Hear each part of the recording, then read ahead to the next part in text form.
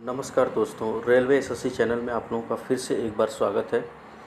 तो दोस्तों, आज मैं सेशन देखने वाला हूँ जीव विज्ञान यानी बायोलॉजी के जितने भी हैं प्रश्न वन लाइनर के रूप में देखने वाला हूँ। वीडियो के लास्ट तक बने रहिएगा दोस्तों। इसमें आप लोगों को लगभग 100 से 150 प्लस क्वेश्चन आप लोगों को देखने को मिल जाएंगे और काफ़ी एग्ज़ाम को देखते हुए यह वीडियो बनाया गया है दोस्तों। जो भी इम्पोर्टेंट है इसमें आप लोगों को वन लाइनर के रूप में साथ साथ आप लोगों का समय भी बचेगा दोस्तों। तो जो भी मैं कंटेंट लाता हूँ दोस्तों वह आप लोगों के लिए ही लाता हूँ और हमारा स्ट्रगल आप लोग देख सकते हैं दोस्तों। अगर आप चैनल पर नए हैं तो प्लीज़ चैनल को लाइक से सब्सक्राइब जरूर करके रखिए और नोटिफिकेशन वाले आइकन को ज़रूर प्रेस कीजिए ताकि हमारी अगली वीडियो आप लोगों को तुरंत प्राप्त हो जाए। और यह डेली क्लास चलने वाला है दोस्तों। अगर आप चैनल पर फिर से एक बार नए प्रकार से जुड़ रहे हैं, देखिए ये चैनल खासकर उद्देश्य यह है कि यह नया चैनल मैंने बनाया है, इसको ग्रोथ कराना है आप लोगों को। अगर आप स्ट्रगल करते हैं इस पर तो मैं आगे चल करके और अच्छा कंटेंट इसमें लाने का प्रयास करूंगा। और इसमें जो भी पैटर्न मैं लाता हूं वह जीव विज्ञान, रसायन विज्ञान और भौतिक विज्ञान तीनों से मिला करके आता है, यानी सामान्य विज्ञान का भी। साथ में मैं जीके जीएस का, करंट अफेयर्स का भी कराने वाला हूँ और साथ में कई मैराथन क्लास भी चलने वाली है इस पर। तो अगर आप चैनल पर योगदान देते हैं और लास्ट वीडियो तक अंत तक बने रहते हैं, इसके लिए दिल से धन्यवाद दोस्तों। और आगे देखते हैं आपका समय न लेते हुए। तो चलिए दोस्तों स्टार्ट करते हैं और चैनल को लाइक से सब्सक्राइब जरूर कर लीजिए। धन्यवाद दोस्तों। आगे देखते हैं। आगे देखेंगे जीव विज्ञान। जीव विज्ञान को हम अंग्रेजी भाषा में इसको हम बायोलॉजी कहते हैं, बायोलॉजी कहते हैं, ठीक है। सॉरी। आगे देखिए, जीव विज्ञान। बॉटनी शब्द की उत्पत्ति किस भाषा के शब्द में हुई है? वो कौन सी भाषा है? ग्रीक भाषा है। चिकित्सा शास्त्र के विद्यार्थियों को किसकी शपथ दिलाई जाती है? हिप्पोक्रेट्स की शपथ दिलाई जाती है। पर्यावरण का अध्ययन जीव विज्ञान की किस शाखा के अंतर्गत किया जाता है? पारिस्थितिकी के अंदर। नाइट्रोजन स्थितीकरण में लेग हीमोग्लोबिन का क्या कार्य है? ऑक्सीजन का अवशोषण करना। मृदा में धान की पैदावार बढ़ाने वाला मुक्तजीवी जीवाणु कौन सा है? एनाबिना। जंतुओं में होने वाली फूट एंड माउथ रोग किसके कारण उत्पन्न होती है? विषाणुओं के कारण उत्पन्न होती है। तो देखिए कितना प्यारा प्यारा कंटेंट है दोस्तों और कितना बेहतरीन आप लोगों को प्रश्न इसमें देखने को मिल जा रहा है और यह एग्ज़ाम में आया हुआ प्रश्न ही है दोस्तों सब। तो अगर आप चैनल पर नए हैं तो प्लीज़ चैनल दोस्तों, ये आप लोगों का ड्यूटी बनता है कि आप लोग, यह हमारा विश्वास आपकी मेहनत ही रंग लाएगी दोस्तों। एक दिन आपके जॉब में हम भी खुशी मनाएंगे दोस्तों, ठीक है। तो आइए देखते हैं। देखिए, हाइड्रा की स्राविक कोशिकाओं में कौन सा सहजीवी शैवाल मिलता है? कौन सा शैवाल मिलता है? यूक्लेरेला, ठीक है। डबल रोटी के निर्माण में किस कवक का प्रयोग किया जाता है? सैक्रोमाइसिस, ठीक है। पेड़ों की छालों पर उगने वाले लाइकेन को क्या कहा जाता है? कार्टिकोल्स। आगे देखें, खाली चट्टानों पर उगने वाले लाइकेन को क्या कहा जाता है? कार्टिकोल्स कहा जाता है। खाली चट्टानों पर उगने वाले लाइकेन को क्या कहा जाता है? सेक्सिकोल्स कहा जाता है, सेक्सिकोल्स। जापान में लोग किस लाइकेन की सब्जी को रूप में खाते हैं? इंडोकॉर्पन। कौन सी सब्जी है? इंडोकॉर्पन, ये वाली सब्जी, ठीक है। आगे देखते हैं दोस्तों।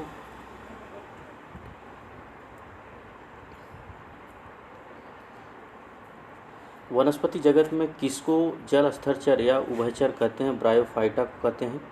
आगे देखते हैं, किस वर्ग के पौधों में बीज बनते हैं परंतु बीज नग्न रूप में पौधे पर लगे रहते हैं? जिम्नोस्पर्म। दमा एवं खांसी के रोगों में काम आने वाली औषधि एफेड्रिन किससे प्राप्त की जाती है? एफेड्रा से। किसी एक की खेती का पौध का प्रतिरोपण करके की जाती है? प्याज, ठीक है। नाशपाती का कौन सा भाग खाया जाता है? गूदेदार पुष्पासन खाया जाता है। किस पौधों में बीज होता है लेकिन फल नहीं होता? साइकस के पौधों में। सामान्यतः अंकुरण के लिए किसकी आवश्यकता नहीं होती है? प्रकाश की। सजीव प्रजक यानी विविपैरस अंकुरण किस में पाया जाता है? राइजोफोरा में पाया जाता है।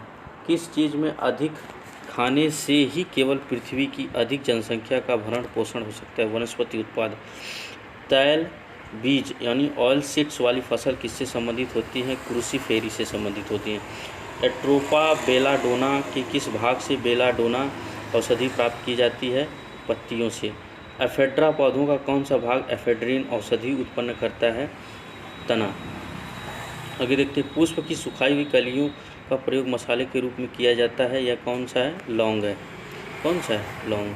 अगर आप लोगों को सेशन अच्छा लगता है तो दोस्तों प्लीज़ चैनल को लाइक से सब्सक्राइब करते रहेंगे। आगे देखते हैं दोस्तों, फूल गोभी के पौधों में कौन सा भाग खाया जाता है? पुष्पक्रम खाया जाता है। कौन सा भाग खाया जाता है? पुष्पक्रम। Point number 24। अब देखेंगे पॉइंट नंबर 25 में क्या दिया गया? हल्दी यानी टर्मरिक चूर्ण पौधों को किस भाग से प्राप्त होता है? शुष्क प्रकंद से। सामान्य प्रयोग में आने वाला मसाला लौंग कहाँ से प्राप्त होता है? फूल की कली से। अभी आपने देखा। किस फसल में एजोला एनाबीना जैव उर्वरक का प्रयोग किया जाता है? चावल। चिलगोजा निम्न में से किस एक प्रजाति के बीज से प्राप्त होता है? पाइन।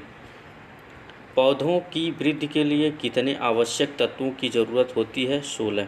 धान का खैरा रोग या लघुपत रोग किस तत्व की कमी से होता है? जस्ता की कमी से।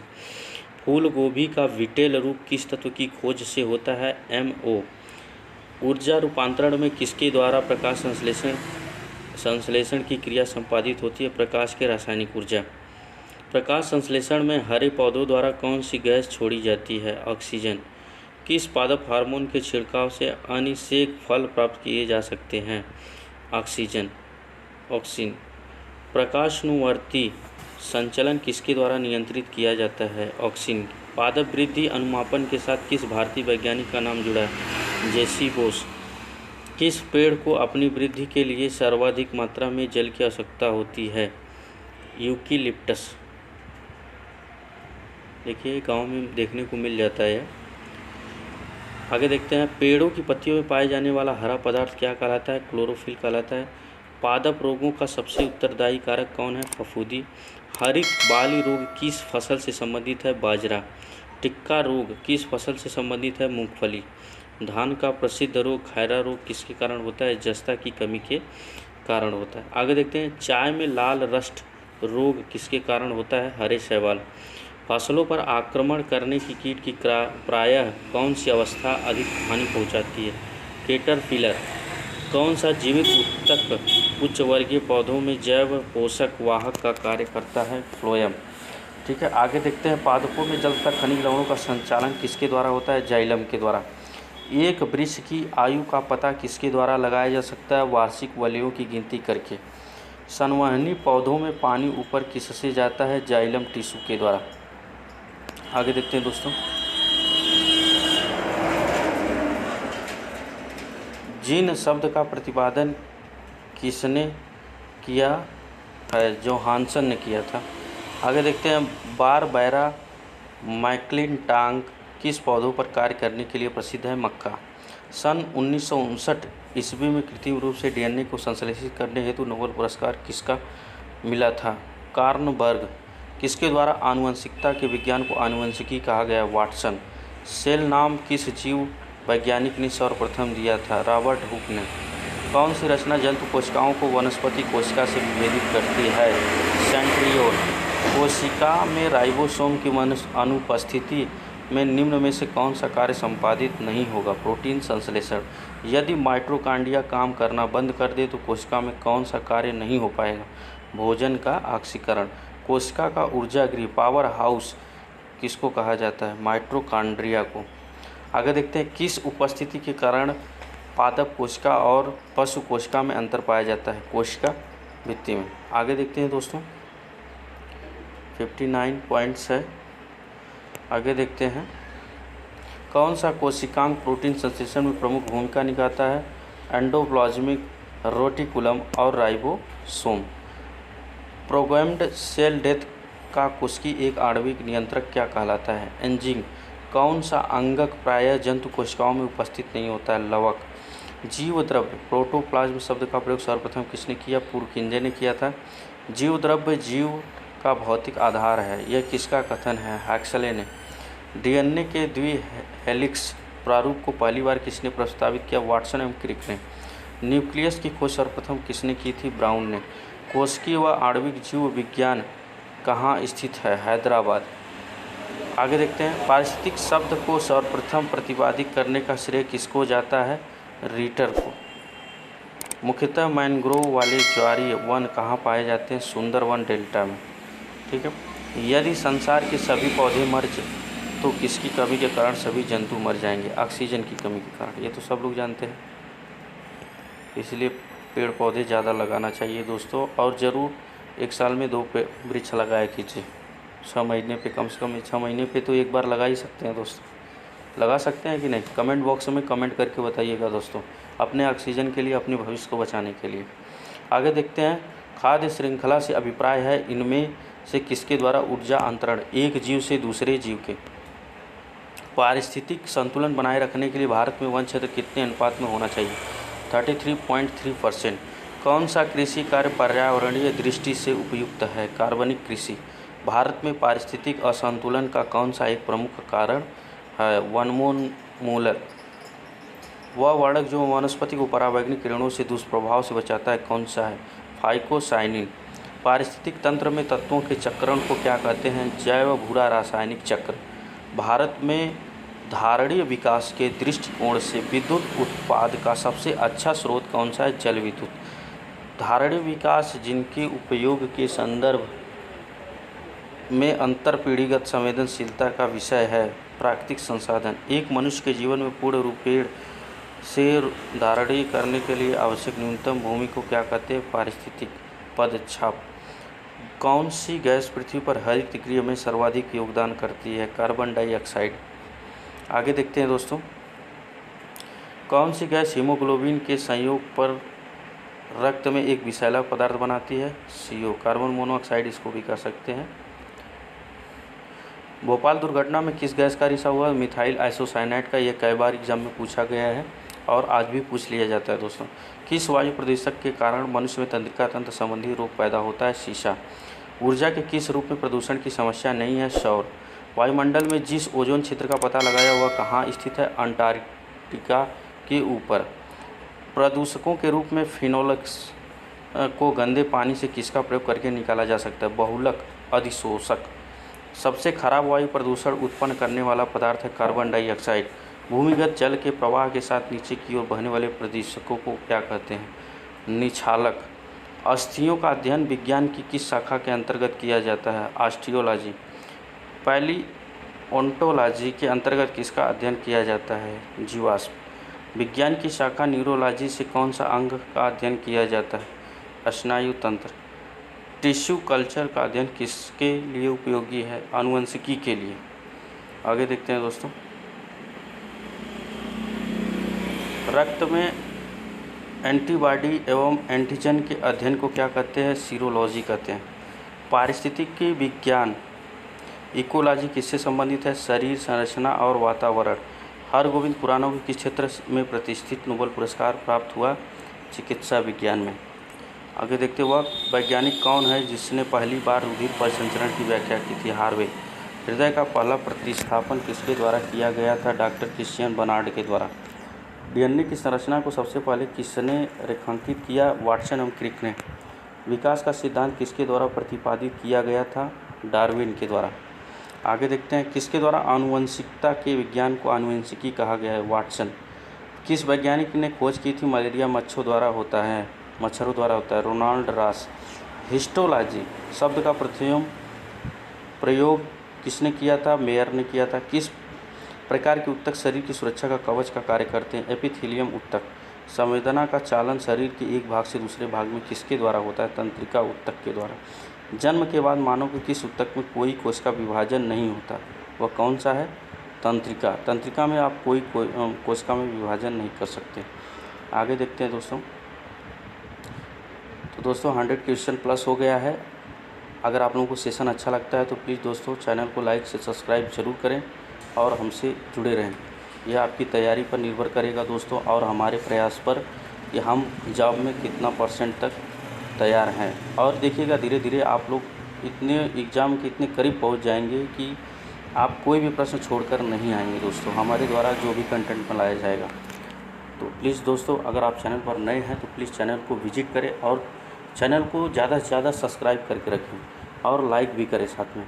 डीएनए का डबल हेलिक्स मॉडल किसने दिया? वाटसन एवं क्रिक ने दिया था। ठीक है। माता पिता के गुण उनकी संतानों में किसके द्वारा स्थानांतरित होते हैं? गुणसूत्र द्वारा। नवजात शिशु के लिंग का निर्धारण किसके वंशागत वह गुणसूत्र द्वारा किया जा सकता है, पिता के द्वारा। आगे देखें, एक सामान्य मानव शुक्राणु में ऑटोसोम्स की संख्या कितनी होती है? 24 जोड़ी। एक वर्णांध पुरुष का विवाह दूसरे वर्णांध पुरुष के समान स्त्री से हुआ हो तो संतानों में क्या होगा? आधे पुत्र वर्णांध। डीएनए अंगुली छाप का प्रयोग किसकी पहचान के लिए किया जाता है? चोर। मलेरिया परजीवी तथा अमीबा को किस मिश्रण में रखा जाता है? प्रोटोजोआ। पेचिस व अमीबाइसिस के लिए हिस्टोलिटिका पाया जाता है, एंड अमीबा। चिपटे कृमियों यानी फ्लैट वार्म्स को किस संघ के अंतर्गत रखा गया है? प्लेटीहेल्मिन्थीज।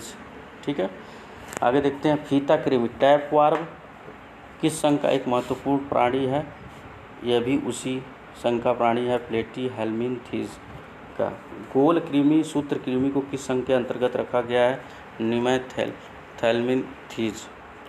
फेरिटिमा पोस्थुमा निम्न में से किसका वैज्ञानिक नाम है? केचुआ। आगे देखते हैं, किस समूह के जीवों का डूबने से मृत्यु का पता लगाने में महत्व है? डायटम। डायटम से हम क्या करते हैं? उस जीव का पता लगा सकते हैं। आगे देखते हैं दोस्तों, किस प्रकार के जीव में यह घटना पाई जाती है जैसे मादा मैथुनोपरांत नर को मार देती है? मैथुनोपरांत नर को मार देती है मकड़ी। तालाबों और कुओं में किस एक को छोड़ने से मच्छरों को नियंत्रित करने में मदद मिलती है? गैम्बूसिया। भारतीय वन जीवन के संदर्भ में उड्डयन वलु यानी फ्लाइंग फॉक्स कहा है? चमगादड़। वृद्धावस्था में मनुष्य की हड्डियां क्यों कमज़ोर हो जाती? कैल्शियम की कमी से। मानव शरीर में पाचन का अधिकांश भाग किस अंग में संपन्न होता है? छोटी आंत में। मुख में मंड स्टार्च का शर्करा में पाचन किसके द्वारा होता है? टॉयलिन के द्वारा। अधिकतम पोषक तत्व रक्त में कहाँ से अवशोषित किए जाते हैं? छोटी आंत से। पेट में भोजन को पचाने के लिए निम्नलिखित में से किसकी खास आवश्यकता होती है? एंजाइम की। ठीक है, इतने वेरी इंटरेस्टेड क्वेश्चन आप लोगों को देखने को मिल रहे हैं दोस्तों, और चैनल को लाइक से सब्सक्राइब करके रखें। साथ में मैं इसमें रीजनिंग और मैथ का क्लास भी जोड़ने वाला हूँ जल्द ही दोस्तों, और आपका बेसिक से ही नॉलेज कराया जाएगा दोस्तों, सिखाया जाएगा सब कुछ बेसिक से। तो अगर आप चैनल पर नए हैं तो चैनल को ज़रूर लाइक से सब्सक्राइब जरूर करें दोस्तों। आगे देखते हैं दोस्तों, पॉइंट नंबर 126 का प्रश्न क्या है? मानव शरीर में भोजन का रक्त द्वारा अवशोषण कहाँ सर्वाधिक होता है? छोटी आंत में। आगे देखते हैं, पचे हुए भोजन में मौजूद विषैले पदार्थ का कौन सा भाग अंग चूषण करता है? यकृत। मनुष्य के शरीर में हृदय को एक बार धड़कने के लिए कितना समय लगता है? 0.8 सेकेंड लगता है। सामान्य जीवन काल में मनुष्य का हृदय लगभग कितनी बार धड़कता है? 2 अरब। मानव शरीर में रुधिर बैंक यानी ब्लड बैंक का कार्य कौन करता है? तिल्ली या पीहा या स्प्लीन कहते हैं। मानव रक्त प्लाज्मा में प्रायः पानी की प्रतिशत मात्रा में कितनी भिन्नता होती है? 80 से 82%। मानव शरीर के भीतर खून निम्न में से किसकी उपस्थिति के कारण नहीं जमता? हेपेरिन के कारण। रुधिर के प्लाज्मा में किसके द्वारा एंटीबॉडी निर्मित होता है? लिम्फोसाइट के द्वारा। लाल रक्त कणिकाएं आरबीसी किस नाम से जानी जाती हैं? एंथ्रियोसाइट्स के रूप में जानी जाती है। मनुष्य की लाल रक्त कोशिकाओं का जीवन काल होता है 120 दिन। लाल रुधिर कणिकाओं का उत्पादन किसके द्वारा होता है? अस्थि मज्जा यानी बोन मैरो के कारण होता है। मनुष्य के रक्त में श्वेत रक्त रुधिर कणिकाओं की कौन सी किस्म अधिक होती है? न्यूट्रोफिल्स अधिक होती है। आगे देखते हैं दोस्तों, मानव शरीर की किन कोशिकाओं में सबसे कम पुनर्योजन की शक्ति होती है? मस्तिष्क कोशिकाओं की। गर्भाशय में विकसित हो रहे भ्रूण को किस संरचना द्वारा पोषण मिलता है? प्लेसेंटा द्वारा। गर्भाशय में शिशु के विकास की जानकारी हेतु किसका प्रयोग किया जाता है? अल्ट्रासाउंड। भ्रूण के विकास के लिए किस अंग के द्वारा खाद्य की पूर्ति की जाती है? बीजांडासन। गाय भैंस के थनों में दूध उतारने के लिए किस हार्मोन्स की सुई लगाई जाती है? ऑक्सीटोसिन की सुई लगाई जाती है। थायराइड ग्रंथि से थायरॉक्सिन स्रावित करने के लिए उत्तेजित करने वाला अंतःस्रावी हार्मोन्स कौन सा है? TSH। मानव शरीर की कौन सी ग्रंथि एक साथ अंतःस्रावी बहिस्रावी दोनों की कार्य करती है? अग्न्याशय। किस अम्ल के मांसपेशियों में जमा होने के कारण मनुष्य को थकान महसूस होती है? लैक्टिक अम्ल। मनुष्य की आंसू में कौन सा एंजाइम होता है? जीवाणु, जिससे जीवाणु मर जाते हैं, लाइसोजाइम। किस प्रक्रिया द्वारा श्वसन के दौरान गैस रुधिर में प्रवेश करती है और फिर से उसे छोड़ती है? परासरण। आँख के रेटिना की परंपरागत कैमरा के किस भाग से तुलना की जा सकती है फिल्म। आगे देखते हैं दोस्तों, अधिक कठोर शारीरिक कार्य के पश्चात मांसपेशियों में थकान अनुभव होने का कारण होता है ग्लूकोज का अवक्षय। मानव शरीर में रक्त का थक्का किस विटामिन से बनता है? विटामिन के द्वारा बनता है। तो दोस्तों हम 150 प्लस क्वेश्चन करने वाले हैं। तो अगर आप लोगों को सेशन अच्छा लगता है तो प्लीज़ दोस्तों चैनल को लाइक से सब्सक्राइब करके जुड़े रहें और आगे देखते हैं दोस्तों। इससे ज़्यादा प्रश्न आप लोगों को देखने को मिल जाएंगे दोस्तों, और साथ में मैराथन क्लास में मैं देने वाला हूँ साइंस के लिए। आगे देखते हैं दोस्तों, हृदय की धड़कन को नियंत्रित करने के लिए कौन सा खनिज आवश्यक है? पोटेशियम। कौन सी खनिज है? पोटेशियम। आगे देखते हैं, उपस्थिति तथा उपास्थि जिसको कहते हैं यानी हड्डी तथा हड्डियों के निर्माण का संपोषण में आवश्यक तत्व होता है कैल्शियम का। आगे देखते हैं, मानव शरीर में औसतन ऑक्सीजन तत्व कितना प्रतिशत होता है? 50%। गुर्दा पथरी का पता लगाने के लिए किस प्रतिबिंबीय यंत्र को प्रयोग में लाया जाता है? CT scan. रक्त का थक्का बनाने में इनमें से कौन सा अवयव मदद करता है? विटामिन के। गाय के दूध का रंग किसकी मौजूदगी के कारण थोड़ा पीला होता है? कैरोटीन। मानव शरीर में संक्रमण को रोकने में मदद करने वाला विटामिन है विटामिन ए। छीली हुई सब्जियों को धोने से कौन सा विटामिन निकल जाता है? Vitamin C. मनुष्य में अफ्लाटॉक्सिन खाद्य विषाक्तन द्वारा सामान्यतः कौन सा अंग प्रभावित होता है? यकृत। परजीवी फसल स्वर्ण चावल किस वांछनीय लक्षण के लिए तैयार की गई है? Vitamin A. तो दोस्तों हम लोग 150 प्लस क्वेश्चन बता रहे थे जिसको हमने कंप्लीट कर लिया, अपना टारगेट पूरा कर दिया दोस्तों। और यह बायोलॉजी का, तो साथ में अगर हम लोग देखेंगे दोस्तों तो अब रसायन का कंटेंट आप लोगों को देखने को मिल जाएगा, और साथ में फिजिक्स का 150 प्लस क्वेश्चन उसमें भी देखने को मिल जाएंगे दोस्तों। और साथ में मैं अलग से एक मैराथन क्लास बनाऊंगा दोस्तों, इसमें सारे के सारे चैप्टर्स आप लोगों को देखने को मिल जाएंगे। और जो भी मैराथन क्लास मैं देने वाला हूँ दोस्तों उसमें अलग अलग, जैसे फिजिक्स का अलग, केमिस्ट्री का अलग, यानी भौतिक विज्ञान, रसायन विज्ञान और जीव विज्ञान तीनों का अलग अलग मैं देने वाला हूँ। तो अगर चैनल में जुड़े रहते हैं तो दोस्तों हम उस महत्वपूर्ण क्वेश्चनों तक पहुंच जाएंगे, और जो भी प्रश्न पूछे जाते हैं एग्जाम में वो हम सब देखने वाले हैं इसमें। तो चैनल को अभी जाकर तुरंत लाइक, शेयर और सब्सक्राइब जरूर कर लीजिए, और साथ में घंटी का निशान जरूर दबाएं दोस्तों। तो यहाँ तक बने रहे दोस्तों, आप लोग को दिल से धन्यवाद दोस्तों, और हमारे चैनल से जुड़े रहे। धन्यवाद दोस्तों।